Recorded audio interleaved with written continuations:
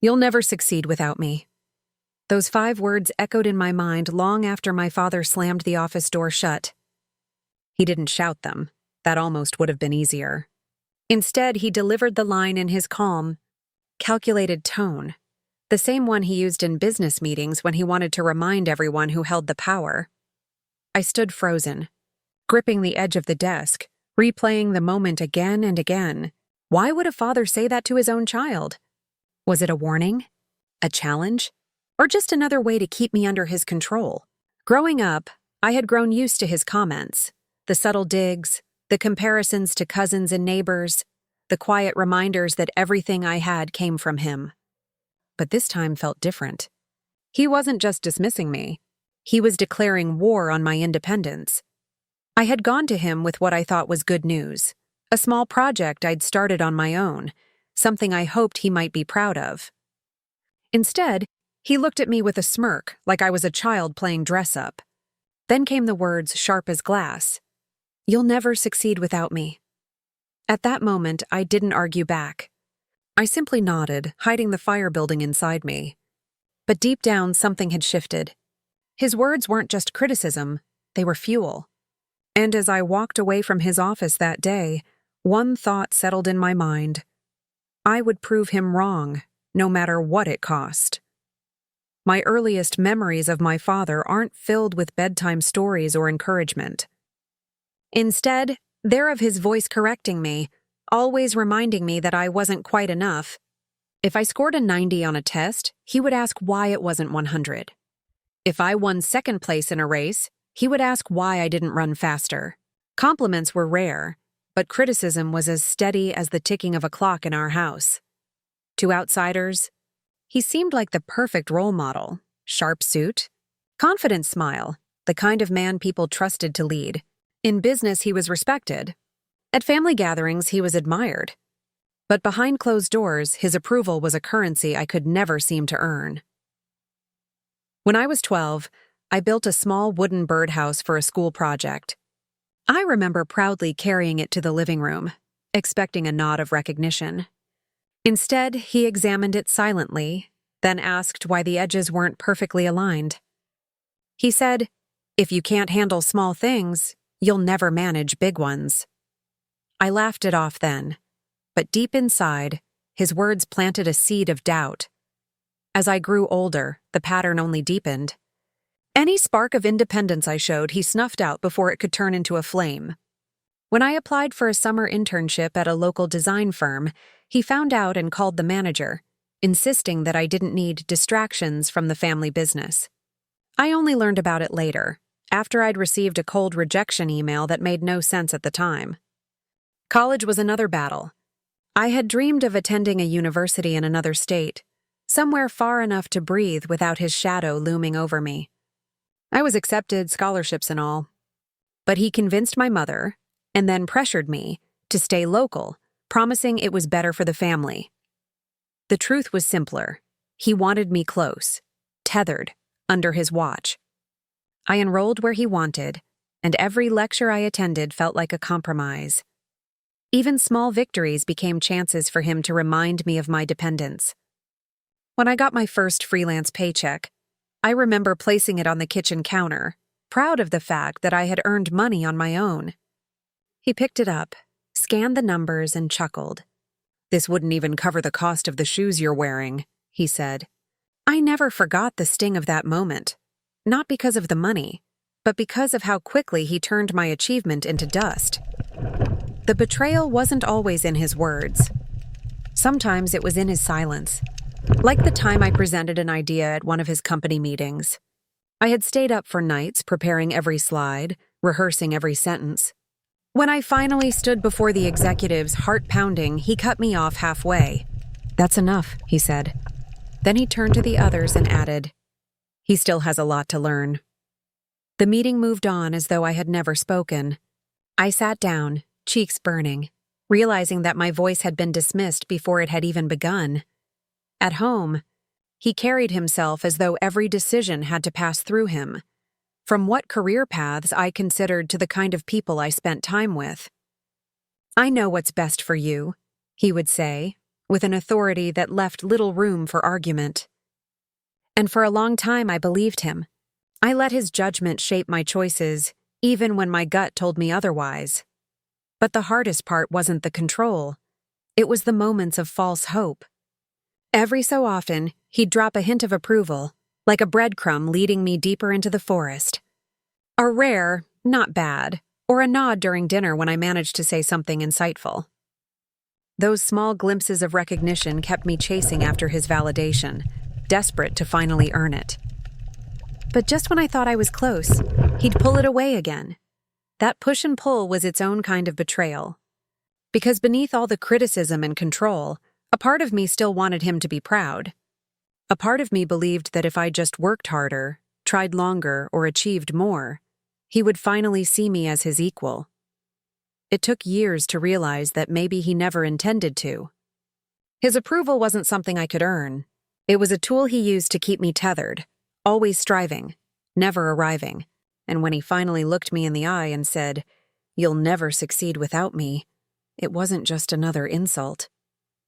It was the clearest confirmation of what I had feared all along. He didn't want me to succeed, at least not without him pulling the strings. That realization didn't break me. Instead, it became the spark that would set everything else in motion. The moment that changed everything came on a Friday morning. In a boardroom filled with polished wood, leather chairs, and the faint hum of the city beyond the glass walls, my father had invited me to attend what he called a learning opportunity. It was a meeting with potential investors, people who could decide the future of the company. I had been preparing for weeks, secretly drafting a presentation of my own. I wanted to show him I could contribute something meaningful, that I wasn't just the child sitting silently in the corner while he conducted business. I rehearsed late into the night, polishing every chart, every transition, every line of data until it was bulletproof. This was supposed to be my chance. When the meeting began, I sat 2 seats away from him, my laptop open, notes in front of me. The investors were older men and women with sharp eyes, the kind who could read both numbers and people in an instant.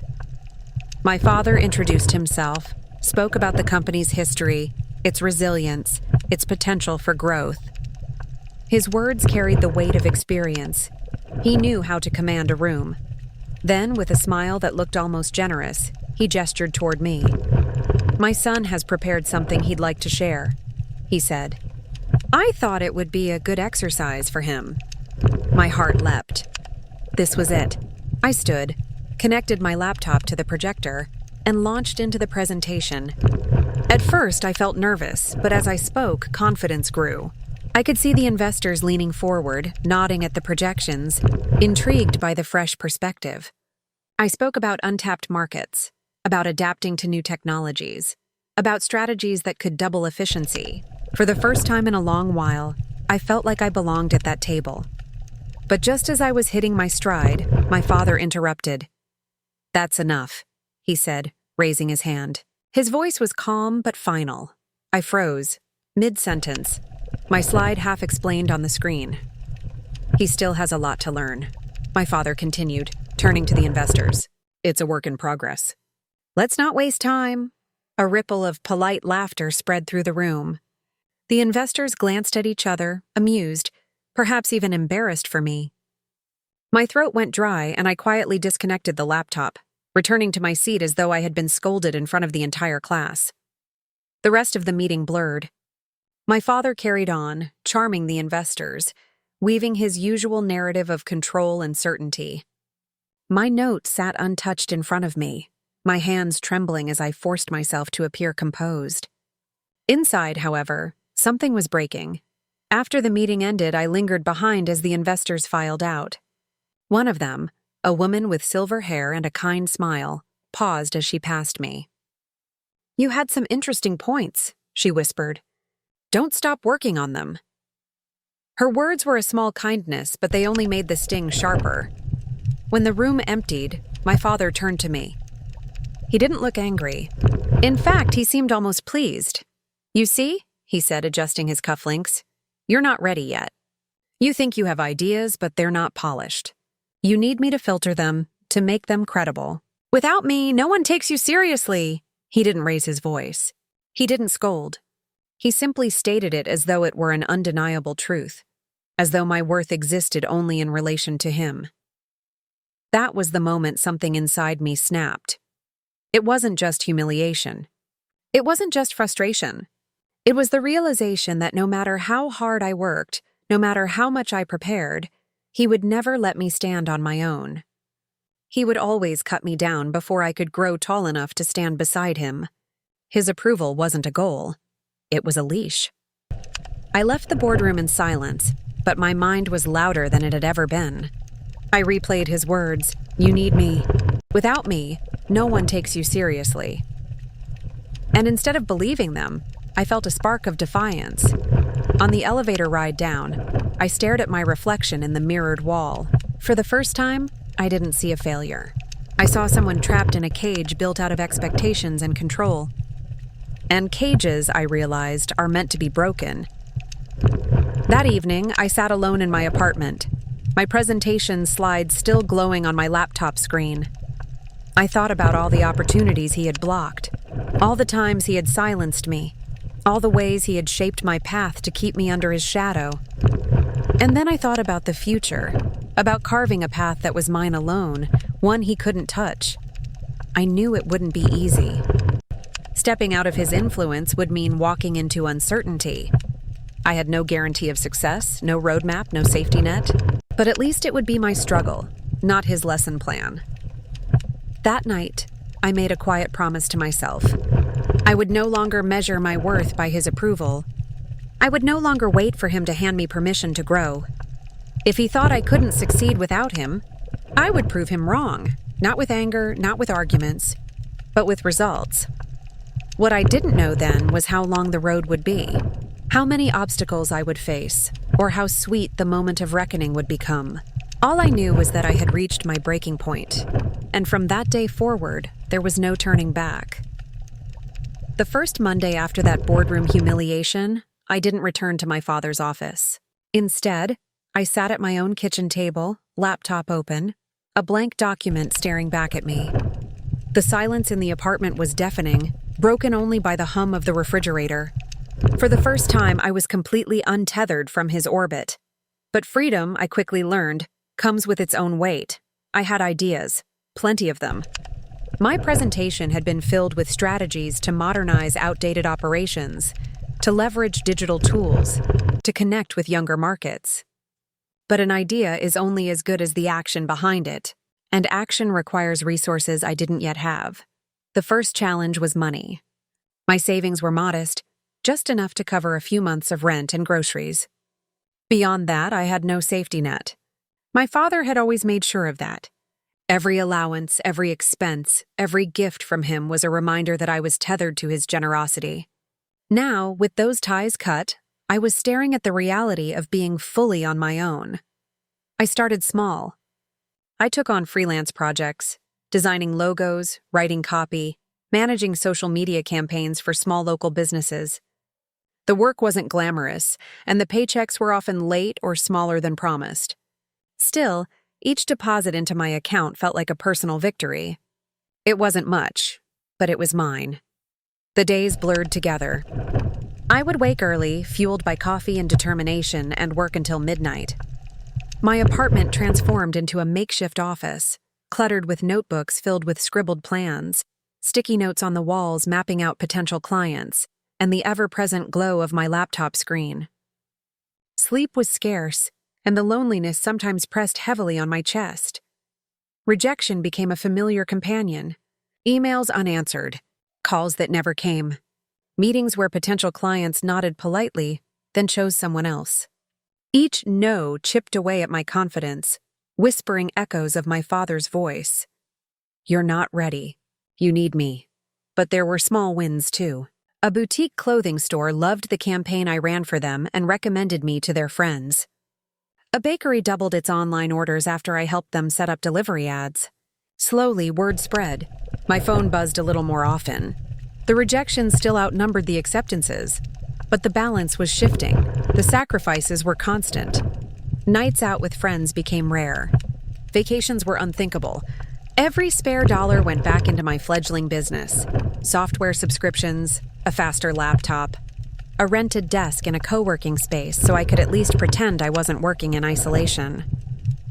There were moments when doubt nearly consumed me. I remember one evening sitting at my desk, staring at a stack of unpaid bills, my bank balance dangerously low. A client had canceled a contract at the last minute, leaving me scrambling to cover rent. I thought about calling my father just once to ask for help. The temptation was sharp, the easy escape back into the safety of his resources. But then I remembered his smirk in that boardroom, the way he dismissed me with a wave of his hand. I closed my phone and chose instead to sell some old furniture to make ends meet. It wasn't glamorous, but it kept me afloat. And with each sacrifice, my resolve hardened. Months turned into a year. My freelance work grew steadier, and eventually, I had enough clients to form a small agency. I brought on a friend from college as a partner, someone who believed in the vision even when I doubted myself. Together, we brainstormed late into the night, pitching to bigger companies, refining our services, sharpening our edge. There were still failures. One deal fell through after weeks of preparation, leaving us back at square one. Another client ghosted us after promising a large contract. Each setback stung, but each time we picked ourselves up, adjusted, and tried again. The suspense of it all was exhausting. Every month felt like a tightrope walk between progress and collapse. Would this be the month we landed the client that changed everything? Or would it be the month we couldn't cover expenses? Then came the first big break. A mid-sized tech startup, impressed by the campaigns we had run for smaller businesses, offered us a contract. It wasn't massive, but it was steady and respectable. It gave us credibility. It gave us hope. And it gave us the resources to expand. With that one client, doors began to open. Suddenly, other companies were willing to listen. Our proposals were taken seriously. My name, once dismissed as just my father's child, began to carry weight of its own. Still, the struggle never fully disappeared. Growth was slow, and setbacks continued to test our resolve. There were weeks when I barely slept, weeks when I questioned whether all the sacrifice was worth it.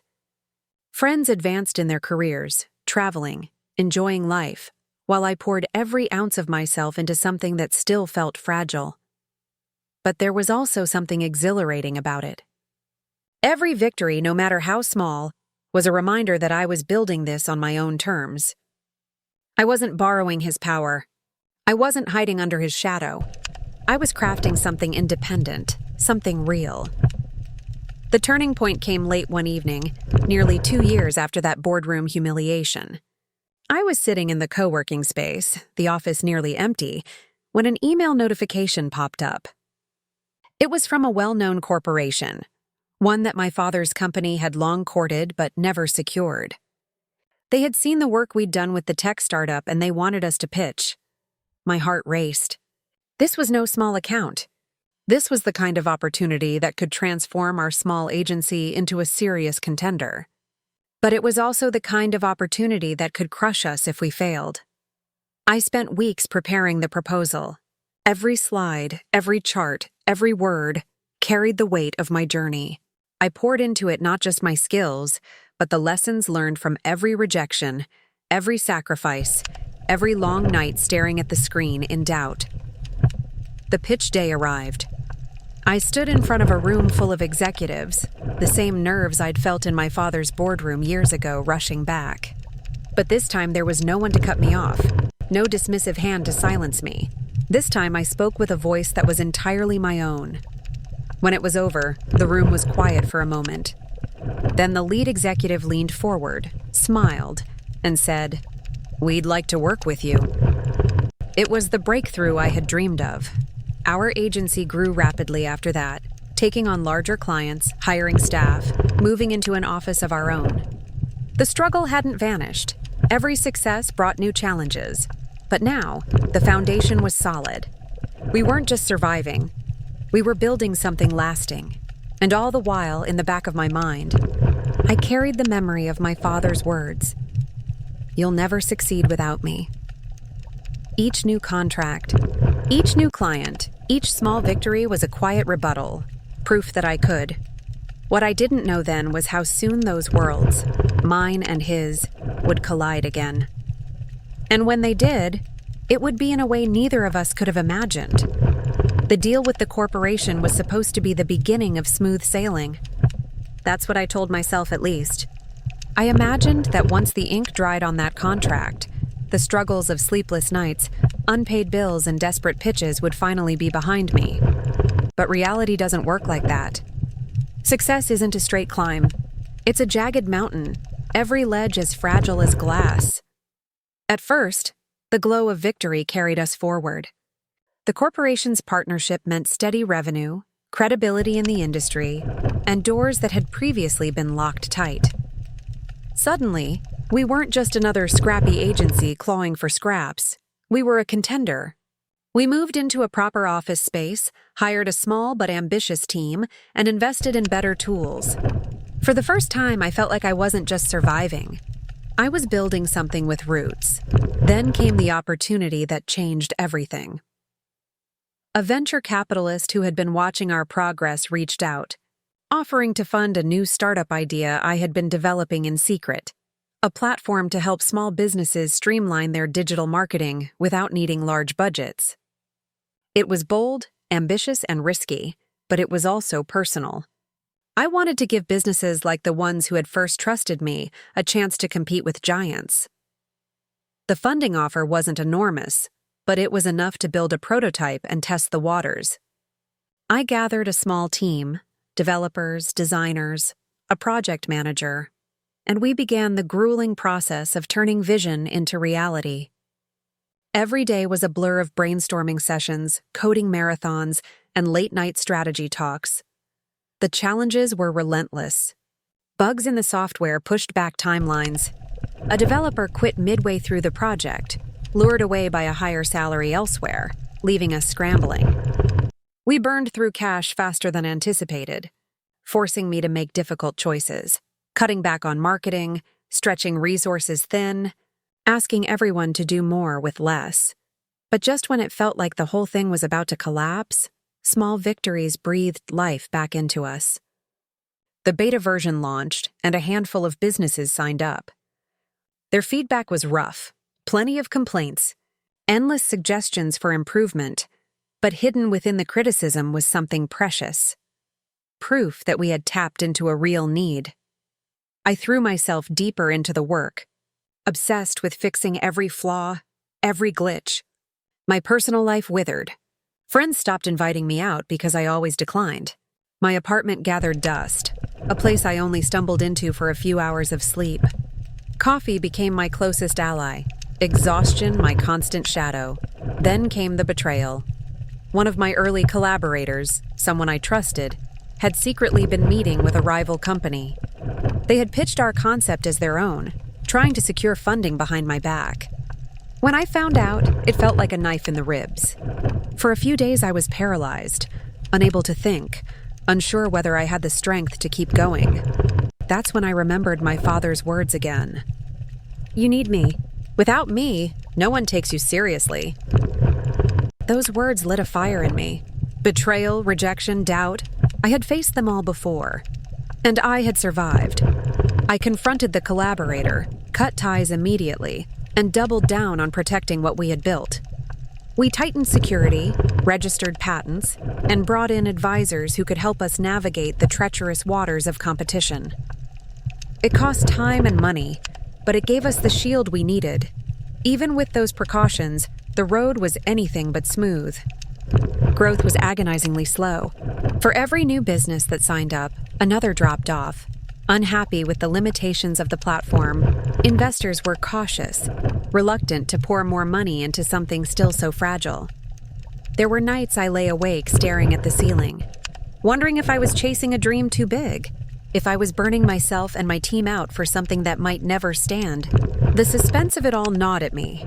Each day felt like walking a tightrope over a canyon, unsure if the next step would hold or crumble beneath me. But step by step, we moved forward. Updates rolled out, bugs were fixed, features improved. Businesses started sticking around. Word of mouth spread. Slowly, the platform began to gain traction. It wasn't explosive, but it was steady. The real turning point came 6 months later, when a regional chain of retail stores adopted our platform for their entire operation. It was the biggest client we had ever signed, not just validation of our work, but a signal to others that we were worth trusting. That single deal sent ripples through the industry. Other businesses took notice. Competitors, once dismissive, started circling warily. Investors who had once hesitated began calling back, eager to discuss expansion. It was exhilarating, but also terrifying. Every step forward seemed to attract new obstacles. Competitors slashed their prices to undercut us. Online critics questioned our legitimacy, some spreading rumors that we wouldn't survive the year. At one point, a critical system crash nearly derailed everything, forcing our team to work around the clock for 72 hours straight just to get back online. The stress was suffocating, but it also bound us together. My team, weary but resilient, stood by me through every storm. Their belief in the mission fueled my own, even in my darkest moments of doubt. And then, one quiet evening as I sat alone in the office, I saw the numbers on the screen. Our platform had just crossed 10,000 active users. 10,000 businesses relying on something we had built from scratch. I leaned back in my chair, the weight of the moment sinking in. We weren't just surviving anymore. We were competing. And in the distance, I could see the outlines of something even bigger. A future where we wouldn't just compete with companies like my father's. We might surpass them. The suspense wasn't over. If anything, it was just beginning. Because the higher we climbed, the more dangerous the falls became. And somewhere out there, I knew my father was watching. Success has a way of pulling old shadows back into the light. By the time our platform crossed 50,000 active users, the name of our company was appearing in industry articles, trade publications, and even mainstream news. Clients who had once dismissed us now came knocking. For the first time in years, I could walk into a conference and not feel invisible. That's when I started hearing whispers. Began as passing comments from colleagues, offhand. Mentions that my father's company wasn't as invincible as it once seemed. A missed quarterly target, a high-profile client who had quietly left. Rumors of layoffs. At first, I brushed it off. My father had built his reputation on resilience. He had weathered storms before. Surely he would weather this one too. But the whispers grew louder. A friend in finance pulled me aside after a networking event. "I don't know if you've seen the numbers," she said carefully, "but your father's firm is bleeding. They're over-leveraged. If the trend continues, they'll be vulnerable." The words sent a shiver down my spine. Vulnerable. The company that had once seemed untouchable. The fortress my father had lorded over me with every smug dismissal was cracking. Went home that night and opened my laptop, digging through financial reports, market analysis, insider commentary. The picture that emerged was startling. His company had grown complacent, relying too heavily on outdated practices while the industry shifted under their feet. They had ignored innovation, too confident in their legacy power, and now they were paying the price. Part of me felt a pang of sympathy. This was my father's life's work, the empire he had sacrificed everything to build. But another part, the part that remembered every belittling word, every sabotaged opportunity, every public humiliation, saw something else. An opening. For years he had told me I could never succeed without him. And now, here I was, staring at the possibility of not just proving him wrong, but overtaking him entirely. The idea came slowly at first, almost unthinkable. But once it took root, it refused to let go. What if I could acquire his company? Not just compete with him, consume him. Buy the very ground he stood on. The thought sent adrenaline rushing through me. It was bold, risky, maybe even reckless. But it was possible. My company wasn't a giant, but it was nimble, profitable, and backed by investors who believed in our vision. If I positioned things carefully, if I moved quietly, I could rally support to make it happen. I didn't tell anyone at first, not even my closest partner. This wasn't the kind of plan you spoke aloud too soon. The risk of exposure was too high. If my father caught wind of it, he would fight tooth and nail to stop me. Instead, I began laying the groundwork in silence. I reached out to discreet contacts in finance, sounding them out on the feasibility of a buyout. I studied acquisition strategies late into the night, learning how to mask intent behind shell companies and intermediaries. I mapped out scenarios on whiteboards, erasing them before anyone else entered the office. Every step was a careful dance. To the outside world, nothing had changed. We were still growing, still serving clients, still pushing our platform to new heights. But behind the scenes, I was building a plan for something far greater, and all the while, suspense gnawed at me. Could I really pull this off? Could I really outmaneuver the man who had spent his life mastering power plays and control? One evening, as I reviewed yet another report on my father's declining company, I paused. His words echoed in my memory. "You'll never succeed without me."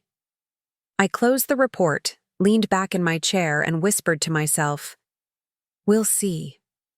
The revenge was no longer just an idea. It was a plan in motion. And if it worked, it would be the moment everything came full circle. The boardroom felt eerily familiar. The polished wood table, the tall leather chairs, the faint scent of coffee lingering in the air. Years ago, I had stood in this very room, humiliated and dismissed by the man sitting at the head of the table. Back then, my father's voice had carried absolute authority, and mine had been silenced with a wave of his hand. But today, everything was different. I walked in with measured steps, the quiet confidence of someone who had fought through every rejection, every sleepless night, every betrayal, and survived. The directors were already seated, their eyes darting between me and my father. Whispers buzzed low across the table, tension thick in the air. My father looked up from his papers, irritation flickering across his face. "What are you doing here?" he demanded, his voice sharp but tinged with something else. Unease. I didn't answer right away. Instead, I set a folder on the table and slid it forward. The board members leaned closer, scanning the documents inside. Recognition dawned in their eyes, followed quickly by astonishment. Finally, I spoke. "I'm here because this company, your company, is now mine." For a heartbeat, silence hung heavy. Then my father laughed, a short, disbelieving sound. "Don't be ridiculous. You don't have the resources for something like this." One of the directors cleared his throat. "It's true. The acquisition was finalized this morning. Through a series of investment groups and subsidiaries, control of the majority shares has shifted. Effective immediately, the new owner is sitting at this table." He glanced toward me. "Your son," my father's smile faltered. The color drained slightly from his face. He turned to me, searching for some sign that this was a cruel joke. "You?" he said finally, his voice quieter, almost incredulous. I met his gaze steadily. "You once told me I'd never succeed without you, that I'd never be taken seriously. Well, I gestured toward the papers, toward the board, toward the room itself. Looks like I proved otherwise." The words hung in the air, not loud, not cruel, but final. For the first time in my life, I saw him without the armor of authority. His shoulders, once squared with certainty, sagged ever so slightly. His eyes darted around the table, but no one came to his defense. The board, once his loyal chorus, now waited for me to speak. He leaned back in his chair, a faint tremor in his hand as he adjusted his tie. "So this is what it's come to," he muttered. "You've been plotting against me all along." I shook my head. "Not against you. For myself? I had to prove that I could build something of my own. And now, I've proven it." The room was silent except for the ticking of the clock on the wall. Every director sat frozen, caught in the gravity of the moment. Finally, I stood straighter, my voice steady but calm. "This isn't about revenge, not really. It's about respect. You spent years telling me I was nothing without you. Today I stand here not to humiliate you, but to show you you were wrong." For a moment I thought he might lash out, shout, try to claw back control with the force of his voice. But he didn't. Instead, he simply sat there, staring at me as though seeing me for the first time. There was no gloating smile on my face, no triumphant roar of victory. Just quiet certainty. I had walked into the same room where I once felt powerless, and walked out as the one holding the future. The directors rose one by one, nodding in acknowledgement as they exited, leaving just the two of us. My father finally spoke, his voice low, almost hoarse. "You really did it." "Yes," I replied. "And I did it without you." With that, I turned and left the boardroom. The door closed softly behind me, the final note of a story years in the making. When I walked out of that boardroom, the city felt different. The same skyscrapers towered above me, the same traffic hummed in the streets, but I carried something new inside me, a quiet strength that had taken years to build. I had thought that moment, standing across from my father as he realized the company was no longer his, would feel like victory. I had imagined triumph, maybe even vindication. But what I felt instead was something simpler, purer, peace. For so long, my father's voice had lived in my head, a shadow whispering that I was not enough, that I could not stand without him. That voice had driven me to the edge of exhaustion, pushed me through rejection after rejection, carried me through endless nights of doubt. And yet, standing there in the silence of my own thoughts, I realized the truth. I had never really needed to prove anything to him. What I needed was to prove it to myself. The journey had not been about revenge, not really. It had been about resilience, about finding the strength to keep moving forward when every door seemed locked. About learning that independence isn't given, it's built, brick by brick, sacrifice by sacrifice. I thought back to the sleepless nights, the betrayals, the moments when failure felt certain. Each of those moments had shaped me, sharpened me. They were the training ground I hadn't asked for but desperately needed. Without them, I might never have found the courage to stand on my own. My father had been wrong about me. But in a strange way, his doubts had given me the fire to push harder, to demand more of myself, to never accept the easy path. His voice had been my cage, but also indirectly my fuel. As the weeks passed, I made changes at the company. We modernized systems, invested in innovation, listened to the employees who had been overlooked for too long. Slowly, the culture began to shift. People didn't just work out of fear or obligation. They started working with purpose. It wasn't easy, but it was real. And with every step forward, I carried the lesson with me. Resilience isn't about never falling. It's about standing back up, again and again, until standing becomes second nature. Independence isn't about proving others wrong. It's about proving yourself right. Self-belief isn't born in the moments when everyone cheers for you. It's born in the silence, in the solitude, when you have nothing but your own voice telling you to keep going.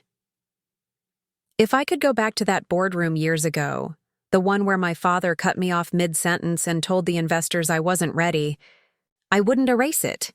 I wouldn't erase the humiliation, the frustration, the breaking point that followed. Because without it, I might never have discovered just how far I could go. My story isn't about tearing someone else down.